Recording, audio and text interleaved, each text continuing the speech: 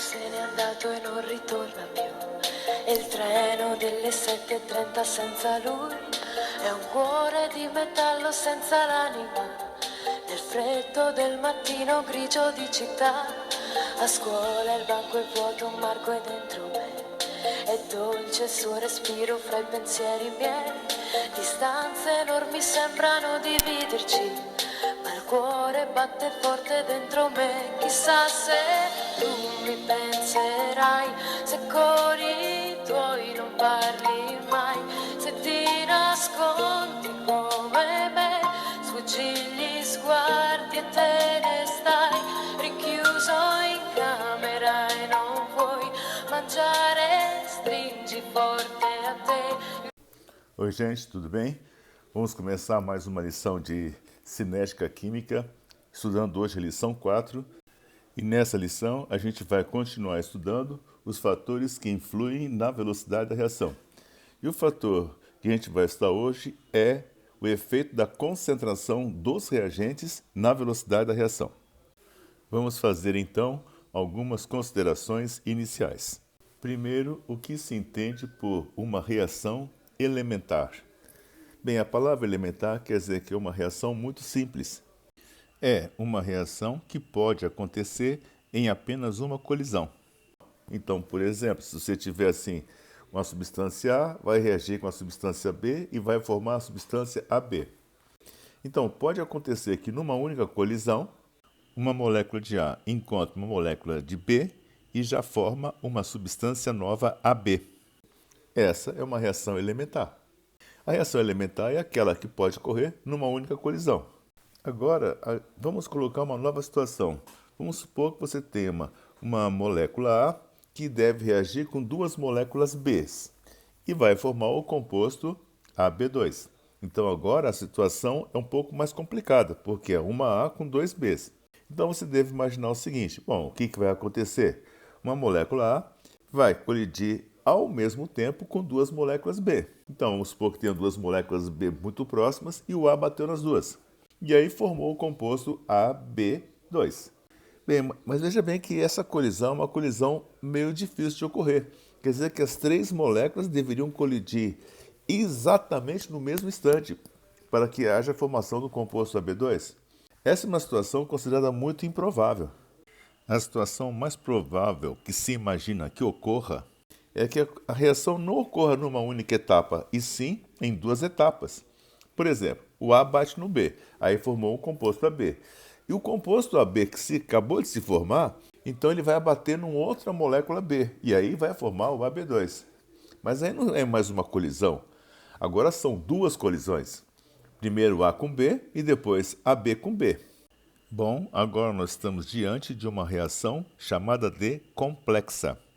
Isso é, uma reação que ocorre em várias etapas, ou seja, são necessárias várias colisões para que o fenômeno chegue até o final. Então, dois cientistas noruegueses, um chamado Guldberg e o outro chamado Vaage, estudando as reações elementares, concluíram que esse era um problema de probabilidade. Apenas para dar uma ideia, vamos supor que você tenha 3 moléculas A e 4 moléculas B. Qual é a chance de colisão entre uma molécula A e 4 Bs? Bom, essa molécula A pode bater numa molécula B, ou em outra, ou na quarta molécula B.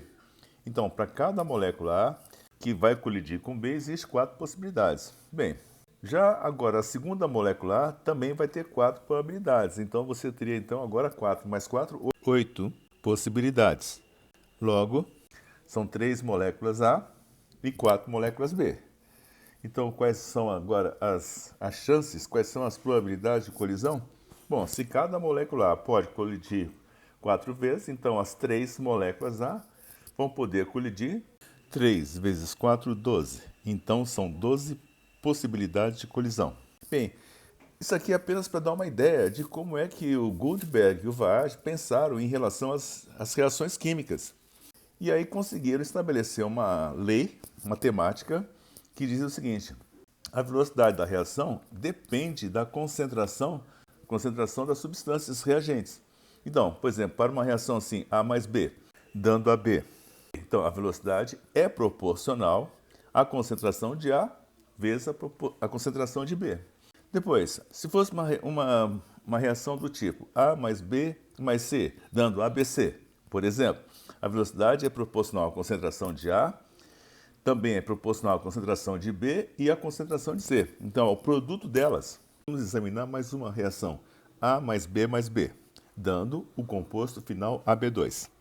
A velocidade é proporcional à concentração de A vezes a concentração de B vezes a concentração de B. Ou melhor, vamos escrever de novo, fica assim, a velocidade é proporcional à concentração de A vezes a concentração de B ao quadrado. Então, Gutenberg e Vaage fizeram esse estudo e publicaram uma lei chamada Lei da Ação das Massas, que diz o seguinte: a velocidade da reação é diretamente proporcional à concentração dos reagentes elevado aos expoentes, que são os próprios coeficientes da reação. Então, ela pode ser aplicada a cada etapa elementar, mas não deve ser aplicada para a equação global, porque a equação global quer dizer que a equação global nem existe. É apenas uma proporção estequiométrica, mas sem uma ligação com o fenômeno em si. Por exemplo, numa reação química você pode falar assim, que 3A reagiram com 4B, ou 30A reagiram com 40 de B. A proporção é a mesma, 3 para 4 ou 30 para 40. Mas na reação elementar, você tem que dizer quanto efetivamente reagiu. Uma molécula reagiu com uma molécula. Ou você não pode falar que 10 moléculas reagiram com 10. Porque o fenômeno em si mostra o que acontece a nível molecular. É 1 com 1 com 2 no máximo, né? Tá certo? Vamos fazer um pequeno fechamento. Então é o seguinte, você tem dois tipos de reações, as chamadas reações elementares e as reações complexas. As reações elementares são aquelas que podem ocorrer numa única etapa, numa única colisão. Então, para cada reação elementar, você pode aplicar a lei da ação das massas. Porém, não deve ser aplicada a lei da ação das massas à reação global de um conjunto de reações elementares. Daí ser necessário conhecer o mecanismo de uma reação. Mecanismo de reação, então, é o conjunto de todas as reações elementares que ocorreram até chegar ao produto final. Em resumo, é o seguinte, você só pode aplicar essa lei de ação das massas a cada etapa elementar que faz parte do mecanismo da reação, mas não a equação global. Daí, não dá para aplicar a lei de ação das massas para uma equação qualquer, apenas olhando para os seus coeficientes. Porque você não sabe se aqueles coeficientes são de uma etapa elementar ou se é de uma soma de várias etapas. Agora já dá para fazer, então, um primeiro exemplo. Exemplo 1.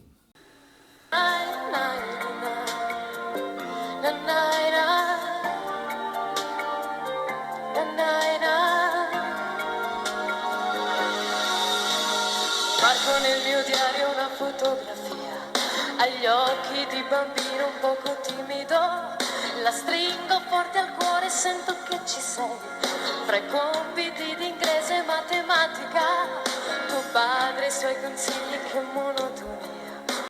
O exemplo 1 diz assim, num recipiente de 1 litro, há 2 mols da substância A e 3 mols da substância B.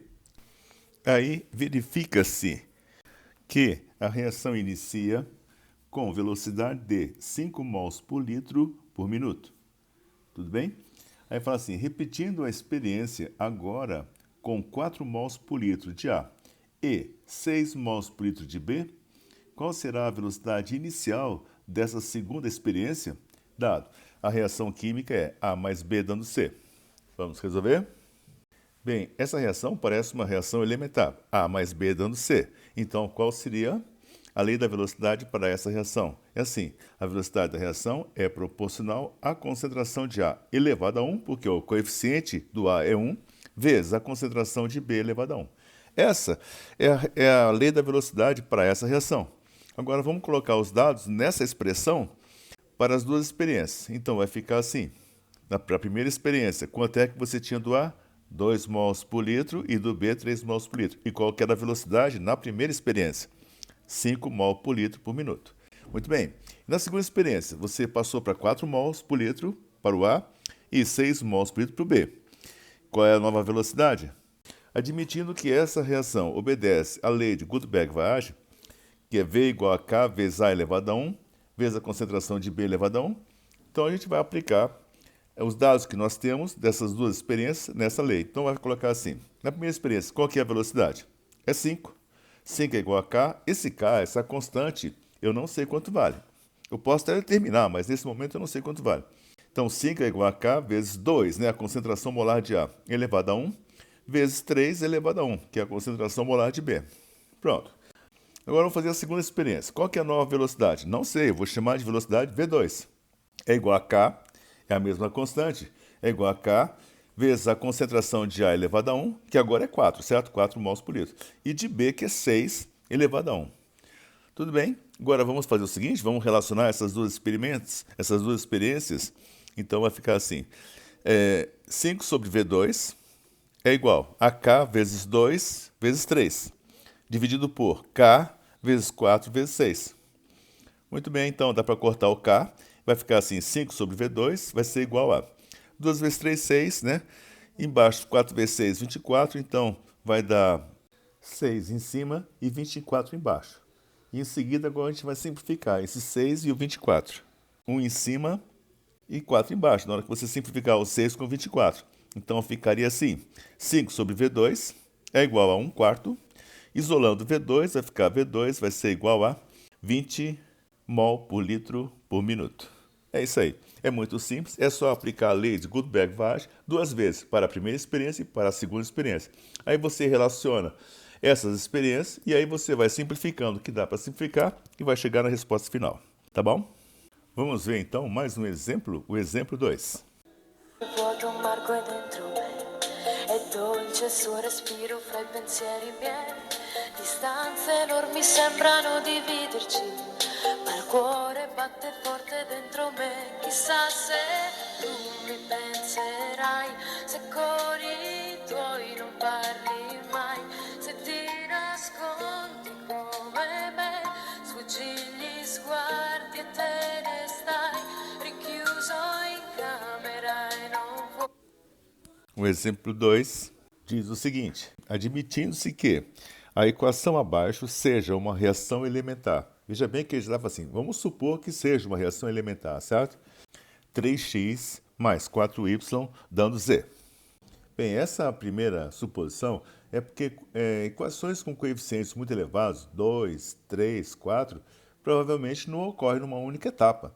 Mas o problema já começa admitindo que seja uma reação elementar. Tudo bem. Ele fala assim, qual seria a expressão da lei da ação das massas? Vamos resolver. Se obedecer à lei da ação das massas, né?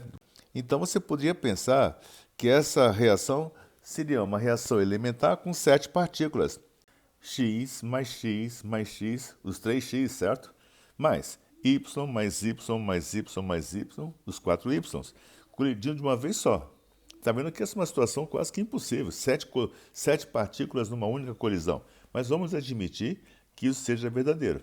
Então, qual seria a lei da velocidade para essa reação? Seria assim, V igual a K vezes a concentração de X elevado ao cubo vezes a concentração de Y elevado à quarta. Esta seria a resposta do exercício. A lei da velocidade é essa aí, V igual a K vezes X elevado à terceira vezes Y elevado à quarta. Vamos ver mais um exemplo, o exemplo 3. Puoi mangiare, stringi forte a te il cuscino e piangi e non lo sai quanto altro male ti farà la solitudine. Nanai, nai, nai, nanai, nai, nai, nai. O exemplo 3 diz o seguinte, considerando a reação 3P mais Q dando R. Vamos considerar que essa reação obedeça à lei da ação das massas. A pergunta é, quantas vezes a velocidade aumentará se duplicarmos a concentração dos reagentes? Quer dizer, você vai duplicar a concentração de cada reagente. Vamos resolver? Então você vai fazer assim, você escreve a reação química Nesse caso vai ser 3P mais 1Q dando R. E você arma um esqueminha das quantidades que você tem. Então você vai fazer duas experiências.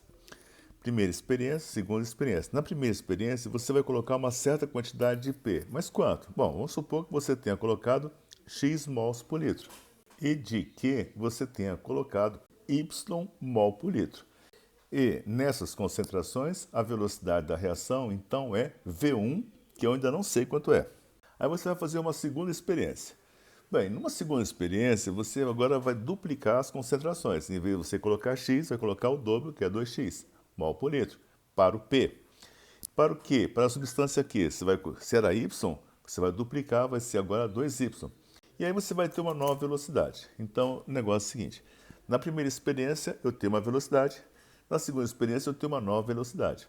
Admitindo que essa reação obedeça à lei de Gutenberg-Vaage. Então vai ficar assim, a velocidade da reação é proporcional à concentração de P elevado ao cubo vezes a concentração de Q elevado a 1. Tudo bem? Vamos relacionar as duas velocidades, V1 sobre V2. Mas o que é o V1? V1 é igual a K vezes a concentração de P é X elevado ao cubo, vezes a concentração de Q, que é Y elevado a 1. Sobre, agora o V2. O V2 vai ser igual a K vezes o dobro, 2x elevado ao cubo, vezes 2y elevado a 1.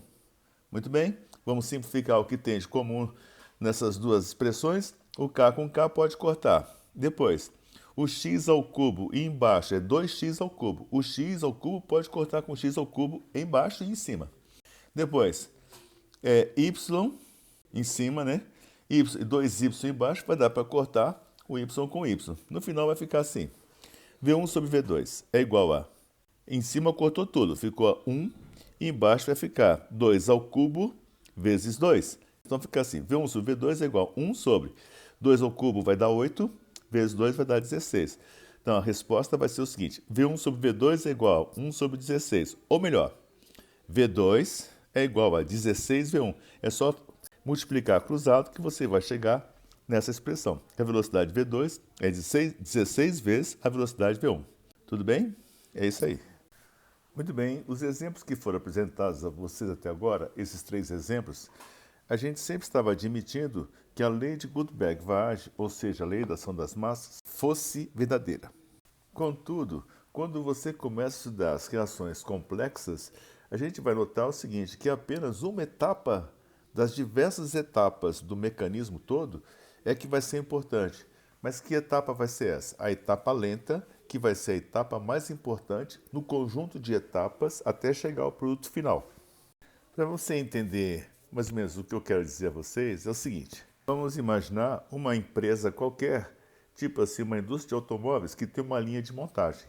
Então você tem o seguinte, você tem uma primeira etapa dessa linha de montagem, que seria, por exemplo, colocar o chassi dentro de uma esteira que vai correr na linha de montagem.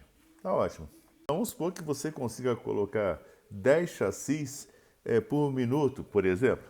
Tá bom. Mas tem uma segunda etapa que você deveria aparafusar esse chassi numa outra peça. Só que para você apertar esses parafusos, você vai gastar não 1 minuto, mas 1 hora para você liberar esse automóvel para a próxima etapa. Então eu quero saber o seguinte, só para você ter uma rápida ideia, do que vai depender a montagem desse automóvel. Por exemplo, da primeira etapa, que você consegue colocar 10 chassis em 1 minuto, ou aquela que você consegue somente aparafusar cada chassi gastando 1 hora. Logicamente que essa etapa é a etapa que vai segurar todo o processo. Então, todo fenômeno que ocorre em etapas, aquele processo mais lento, a etapa mais lenta, é a que segura todo o resto do processo. Então, a velocidade de uma reação é como se fosse uma linha de montagem, onde a etapa mais lenta é a etapa que decide qual vai ser a velocidade final. Vamos então agora examinar mais um exemplo, que é o exemplo 4. O exemplo 4 apresenta a seguinte sequência. Fala assim, dada a sequência de reações elementares e suas velocidades. Então, a primeira etapa seria essa aqui, A mais B dando AB, e a velocidade dessa etapa é de 8 mol por litro por segundo. A segunda etapa é de AB mais B dando AB2, e a velocidade é 0,5 mol por litro por segundo. E tem uma terceira etapa de AB2 mais C dando AB2C. E a velocidade, então, vai ser igual a 3 mol por litro por segundo.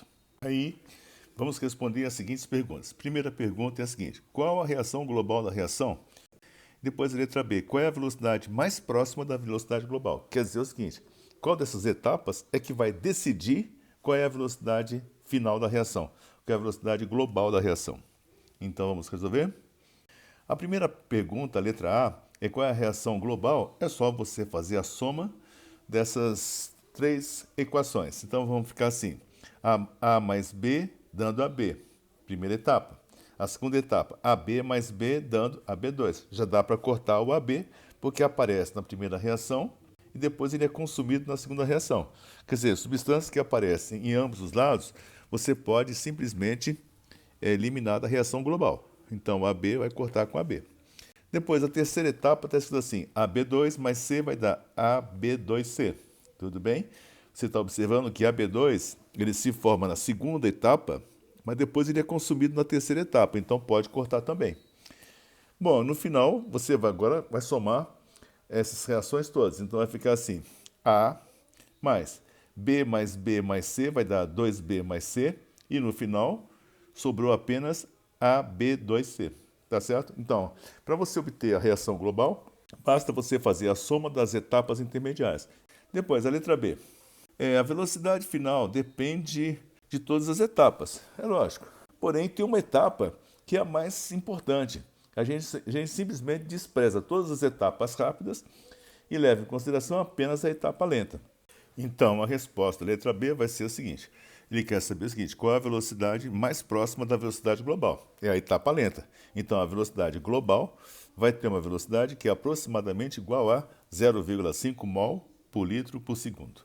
A gente deve sempre utilizar apenas a velocidade da etapa lenta para estabelecer qual é a velocidade final da reação. Agora, para a gente encerrar essa lição, vamos ver os gráficos de energia versus caminho da reação para essas reações complexas. Por quê? Para as reações químicas, é sempre um fator energético que está decidindo se a etapa vai ser mais rápida ou vai ser mais lenta. Quanto maior a energia de ativação, mais lenta é a reação. E quanto menor a energia de ativação, mais rápida é a reação. Então, vamos supor que a primeira etapa apresente os seguintes valores. ΔH é igual a 5 kJ e a energia de ativação é igual a 8 kJ por mol. Agora vamos para a segunda reação. AB mais C dando ABC. O ΔH dessa segunda reação é menos 4 kJ. E a energia de ativação é apenas 2 kJ por mol. Examine agora o gráfico. A energia de ativação na primeira etapa é 8 kJ por mol. Na segunda etapa é 2 kJ por mol. Logicamente que a primeira etapa, que 8 kJ por mol, é uma alta energia de ativação e essa etapa vai ser a etapa mais lenta. Então, a etapa mais lenta é a primeira, porque apresenta a maior energia de ativação e ela vai ser a responsável pela velocidade final da reação. Tudo bem? É isso aí. Finalmente, você deve conhecer um termo que é bastante usado em cinética química, que é o termo molecularidade. Bem, o que é molecularidade? É o número de moléculas que participa de uma reação elementar. Então, se você tiver uma reação assim, A mais B dando AB, a molecularidade vai ser 2, porque são duas moléculas, uma A e uma B, que participam dessa reação. Os termos mais usados são o seguinte: reação unimolecular, ou seja, participa apenas uma molécula numa etapa elementar. Bimolecular é o caso mais frequente, quer dizer que são duas moléculas que participam de uma etapa elementar. Ou trimolecular, quando são três moléculas que participam de uma etapa elementar. O caso de uma colisão de três moléculas é um caso muito raro. Bom, mas teoricamente pode haver. Quando a reação tem várias etapas, cada etapa tem uma molecularidade. Porém, a gente diz que a molecularidade da reação global é a molecularidade da etapa lenta, porque ela é a parte importante para a determinação da velocidade da reação. Gente, agora é fazer um pouco de exercício, tá bom? Bom trabalho!